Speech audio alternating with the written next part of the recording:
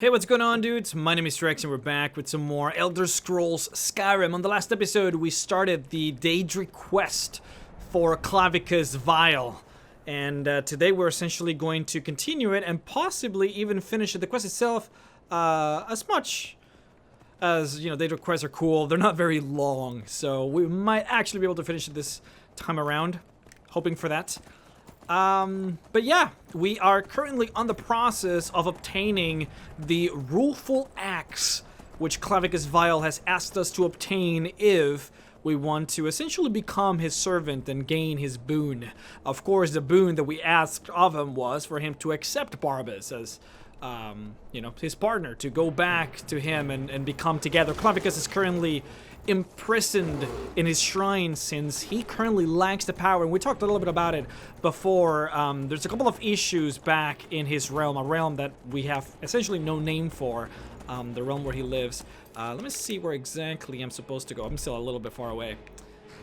Was forced to use Nightmare, which I usually don't use. I sort of just more than anything like the... I mean, just, you know, walking around in first person, doing quests on my way to locations, but I just sort of want to finish this quest, and it's pretty far, so there you go. So now, I actually want to talk about today about that specific thing. Why is Clavicus Vile weakened? And there are reasons to believe that he's not weakened anymore, and there are reasons to believe that he might be. Of course, the biggest reason to believe that he might be is clearly he's having some issues with power. I mean, I think that much is certain. The fact that his power has been reduced in half because Barbas is away from him and he's essentially forced to be stuck in a shrine in the middle of nowhere. I mean, that says a lot about his character and how much power he currently possesses, which clearly is none. He still seems to have enough power to grant wishes, seeming by the fact that he asked us what, you know, what is it that we wanted out of him. I'm going the wrong direction, aren't I? Well, thankfully, I am a horse, and horses in Skyrim have the ability to defy gravity and physics. So, you know, it'll be fine. But I want to talk about Umbra and Umbra's sword, since we alluded to it on the last episode, and I know that you guys are just craving to know a little bit more about it. I think I'm just going to go down here. Oh my god. Alright, well, this is where... take on the foots. Here we go. Clavicus Vile craves souls. It is not truly understood why that is. I mean, most Daedras do. The prospect of obtaining souls is, I guess, many. Like the actual things that you get from souls in this world are plentiful. We, as orcs, I mean, as the beautiful orcs, actually, I'm not an orc, I'm a red guard. Damn, that's so racist. We are powerful enough to actually use souls. In fact, we do all the time. I may have a weapon, there you go, Blade of Woe, right? Uses souls to empower. Bollar's Oathblade uses souls to be empowered. These are things that, I mean, if mere humans and elves and orcs can do, imagine what a Daedric could use these souls for, right? It is understood that souls empower magic, so imagine if you had thousands of souls, what could you possibly do with them, right? Well, apparently you can create cities. Apparently you can create realms. So there's that, and we'll talk about, you know, those options in just a little bit later. We know that a couple of Daedras use souls to populate their realms, right? They want us to be there. Maybe some of them feel lonely. Maybe they just want people to torture. Regardless of the case, they use us as a way of populating their own realm. And let's run. They tend to explode. So we don't know exactly what it is that Clavicus likes souls for. He's sort of a weird and odd individual. Definitely not the traditional. But we know that souls are something that he craves. In fact, it is the only thing that you can actually use to get a fair deal with him. Look at the dogs just being weird.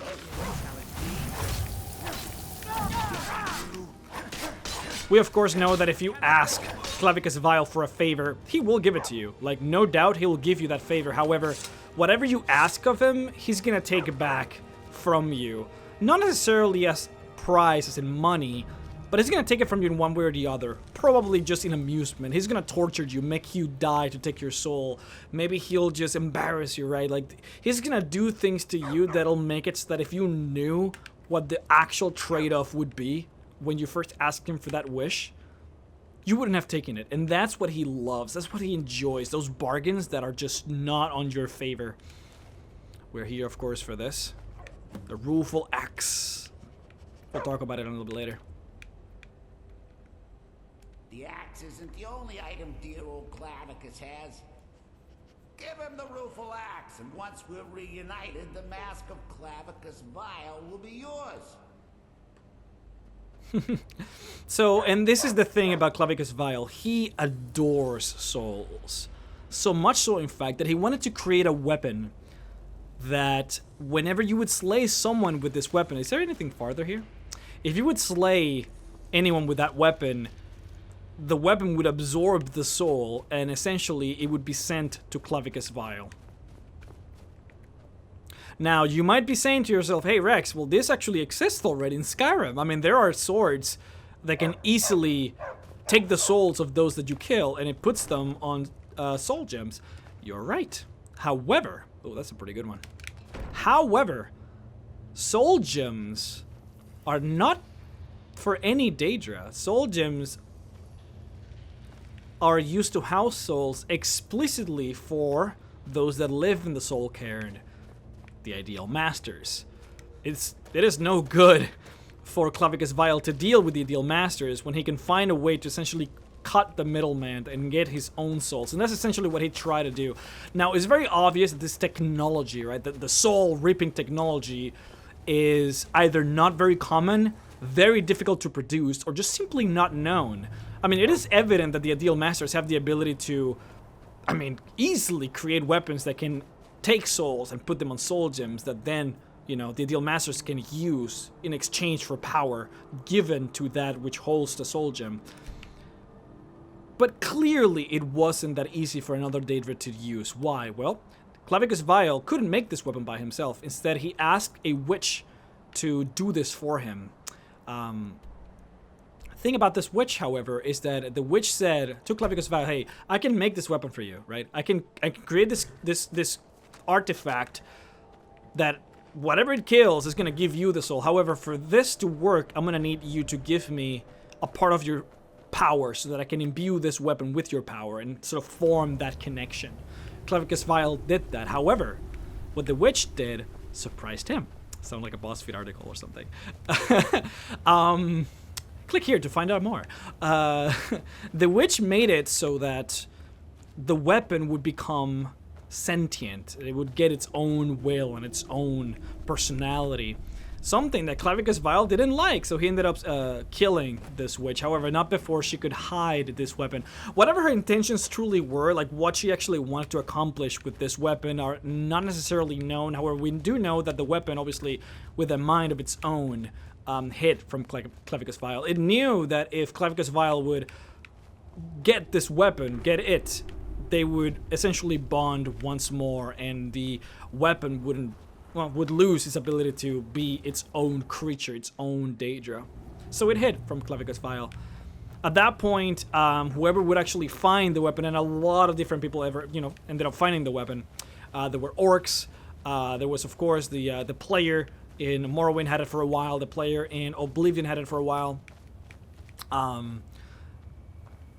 The weapon, extremely powerful, eventually made it so that the more you used it, the more the weapon would just sort of take control over you, eventually having you lose your own soul to the weapon, which was, of course, that sort of, double-edged sword that Clavicus Vile, no pun intended, always wants to do. He doesn't want to make it so that everything is just, face value. He always adds that little trick in the end. So as powerful as the blade was, of course, there was that last trick to it. Ah, you've got the axe. And my dog. Splendid. Excellent work. A hero and his faithful companion retrieving the ancient artifact for the prince. It's almost storybook. Ah, but it almost seems a shame to give a weapon like that away, doesn't it? I suppose I could be persuaded to let you keep it. But only if you use the axe to kill Barbas. Simple as that. So you can kill Barbas with the axe, and if you do, you get to keep the axe. If you were to spare Barbas and, you know, join him back to Clavicus Vile, you would get the Masque of Clavicus Vile. So either way, you get your reward. However, it is important to note, and this is mostly, you know, for PS3 players and the old school Skyrim players. I don't know if they actually updated this, but if you're looking for the achievement, you know, to get all the artifacts in the game, the axe doesn't count as a Daedric artifact. The Masque does. So if you're looking to get that achievement, obviously get the Masque. The Masque is not particularly that useful. It's a heavy armor. Actually, we could even use it because it's heavy, and we're going heavy. And obviously, I'm using the chef hat, which, I mean, seemingly I'm not in for the stats. It gives you. I guess I'll just get it anyway. So I'll show you guys as soon as I do. Yeah, no, you know what? No deal. Take the axe and take back Barbas. Huh. You're no fun at all. Guess I'll have to make my own fun elsewhere. And with the pup back, I'll be restored to my full power. There's a whole world just waiting for me. We lose the Rueful axe. I knew I could trust you. However, Yeah, dog gets master, master gets cosmic axe. Everyone's happy. Just get over here, mutt. Don't worry, I'll make sure he sees the light. I trusted you, now you trust me.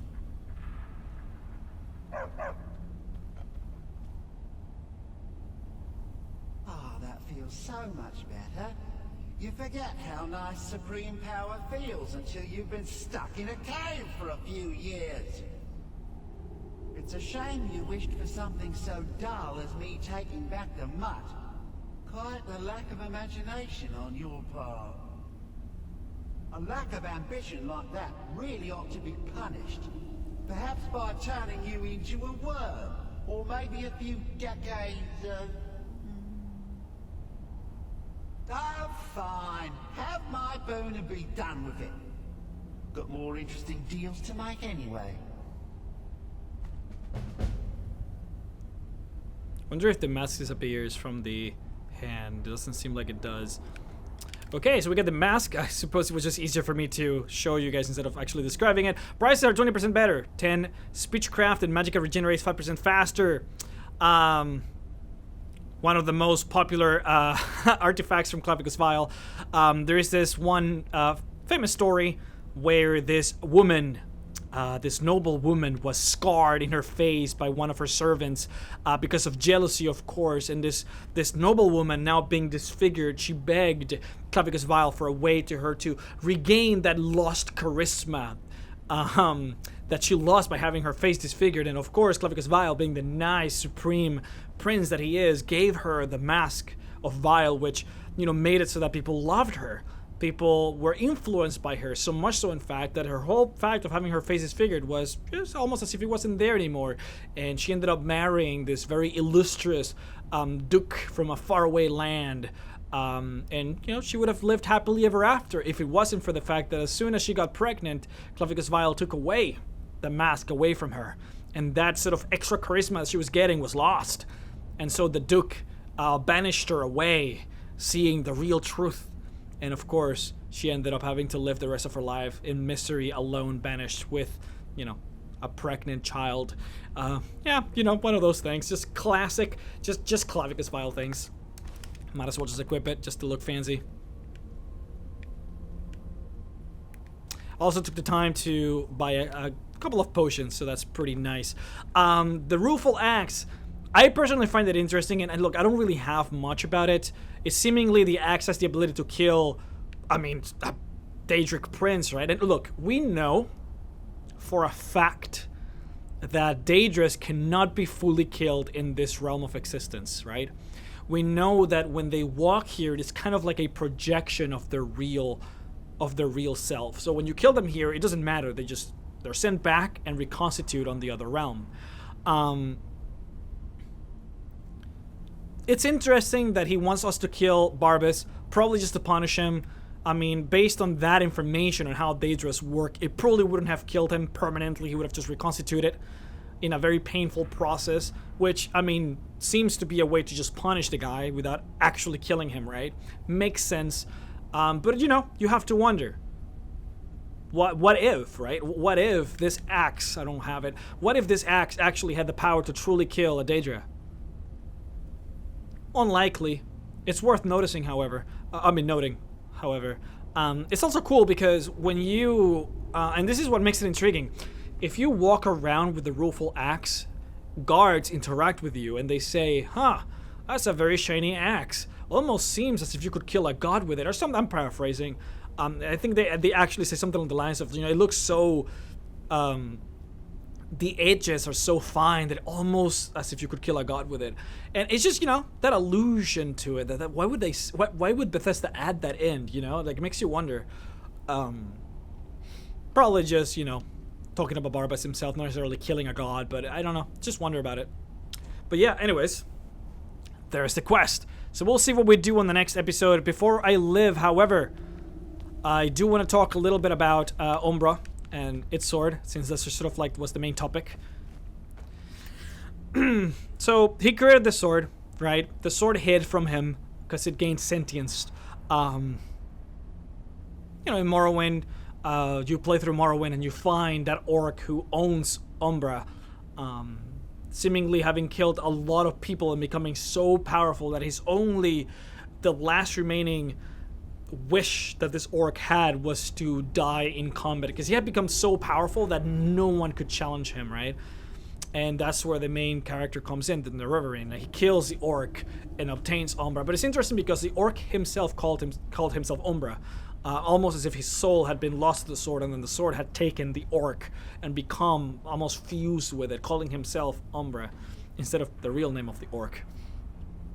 This is something that happens multiple times, you know, through all the stories of this sword sort of going from person to person, right? And this is the deal. Eventually, the champion of Cyrodiil, he gets contacted by Clavicus Vile. Clavicus says, hey, get me this sword. I need it. All right, I need.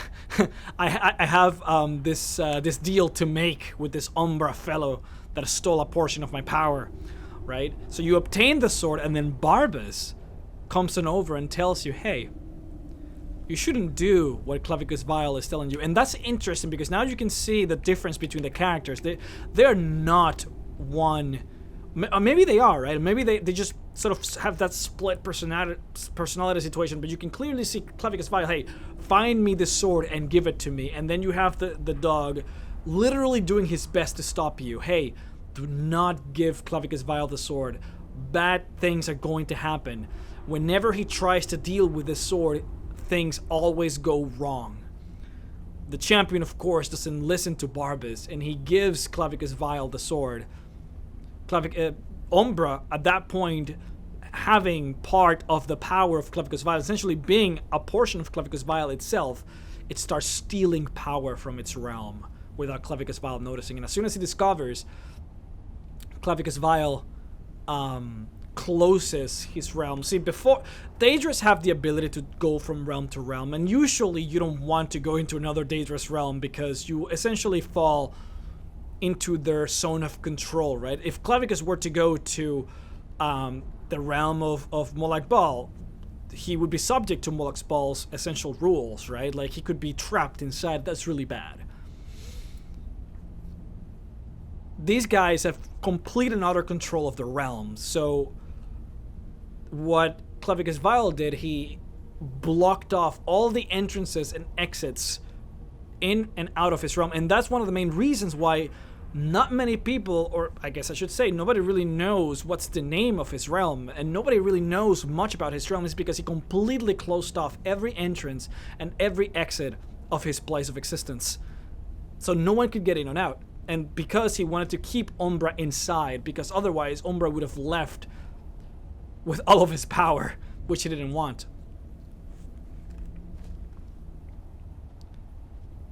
Now, a series of events unfolded, which caused for there to be a rip in this domain.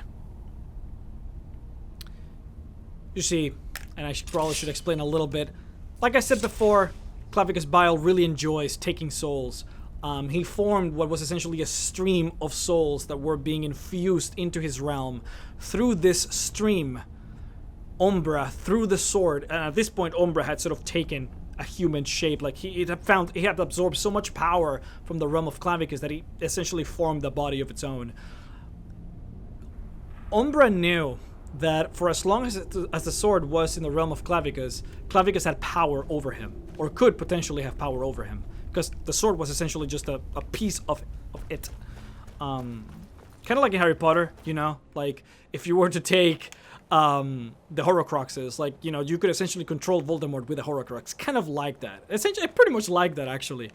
So he threw the sword out through this sort of hole in the realm, away. Oh man, I really want to talk about this. I feel like you guys are getting bored. I don't know. I get this intuition that you guys are gonna get bored out of. I don't want it to be storyline necessarily, just like story time.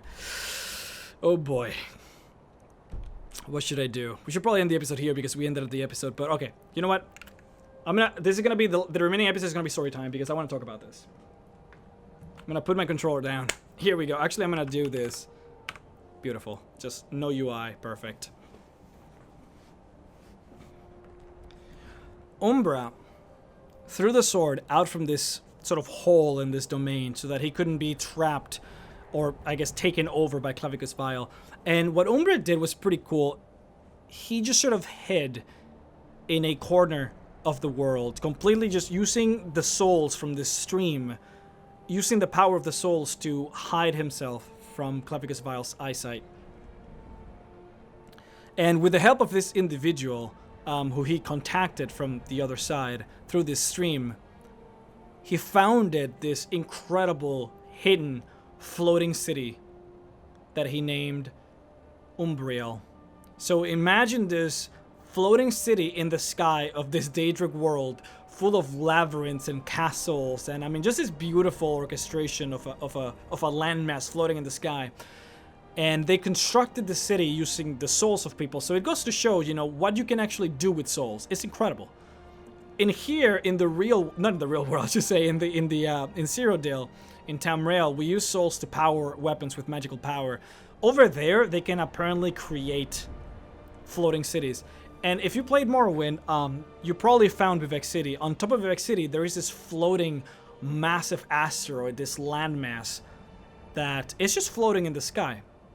Well, it's actually floating in the sky because of this device that was formed that absorbs souls and use the power of souls to make the city float, right? So you can see the power that the souls of people have. It's honestly pretty interesting. So it goes to show, you know, how much power do you guys think the ideal masters in the Soul Cairn have? Because they're just being fed souls, just relentlessly over and over again, right? But, you know, this individual who helped Umbra create this floating city, they essentially fused together and became Umbriel. And they both of them fused into the city so to become sort of one with the city. Long story short, because I don't want you guys to get bored,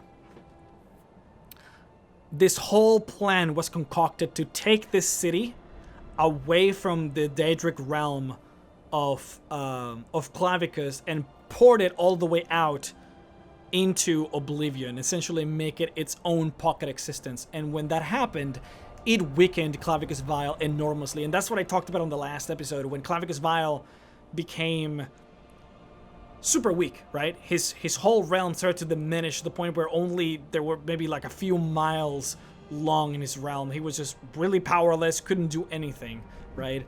And a couple of more events transpired, and this is a whole book, this is a whole thing.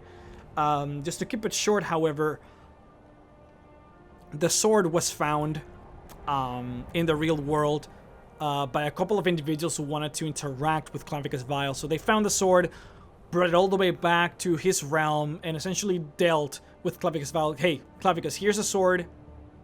Do what you gotta do, but make sure that, you know, we're sent back to zero deal in one piece, because they were essentially forced into his realm without their consent, and this was their deal. Okay, we'll give you the sword, but please let us go, right?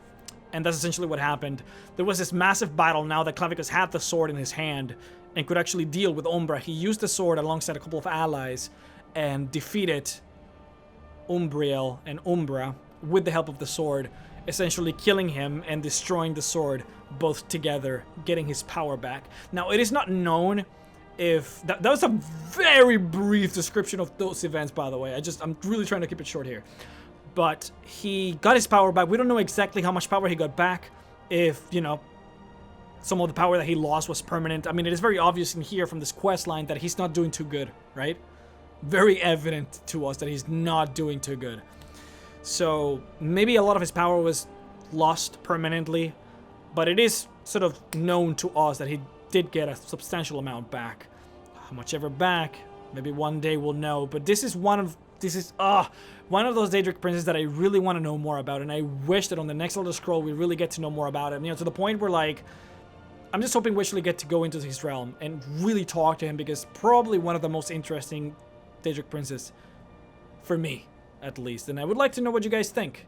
Let me know who's your favorite Daedric prince, and yeah, hopefully, you know, I'll do it for you guys, do the quest relating to that Daedric prince to see which one gets the most, not votes, but comments. We'll see. Anyways, sorry for that. I just wanted to finish the story. The quest ended up too soon. Didn't even have time to talk about it, so had to stand here. Anyways, hope you all enjoyed it. I'll see you all next time.